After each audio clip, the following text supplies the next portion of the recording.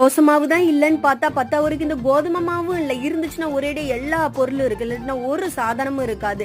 இருந்தாலும் இவங்களை போய் வாங்கிட்டு வர சொன்னதுதான் உண்டு. 2 திட்டு தந்துட்டு, உனக்கு இதெல்லாம் நேத்துக்கே பார்க்க தெரியாதா அப்படின்னு சொல்லிட்டு போய் கடையில போய் வாங்கி தந்துட்டாங்க. அதுவும் சப்பாத்தி பேக்கெட் தான், நம்ம உருட்டையும் வேண்டாம் பெரட்டையும் வேண்டாம், அப்படியே பட்டர் போட்டு மாத்தி எடுத்துட்டு. ஆனா கொஞ்சம் ஹார்டா தான் இருந்துச்சு. இன்னைக்கு தக்காளி கிரேவி தான் பண்ணிட்டு இருந்தேன். ஆனாலும் என் பையன் அதுல சோயா எனக்கு போட்டு தாங்கன்னு சொன்னா, அதனால அவிச்சு சோயாவும் போட்டு அப்படியே சப்பாத்தி கூட வச்சு கொடுத்துட்டு, அதுக்கு பிறகு இன்னைக்கு பசங்களுடைய லஞ்சுக்கு தயிர் சாதமும் சோயா ஃப்ரை பண்ணி வைக்க சொல்லியிருந்தாங்க.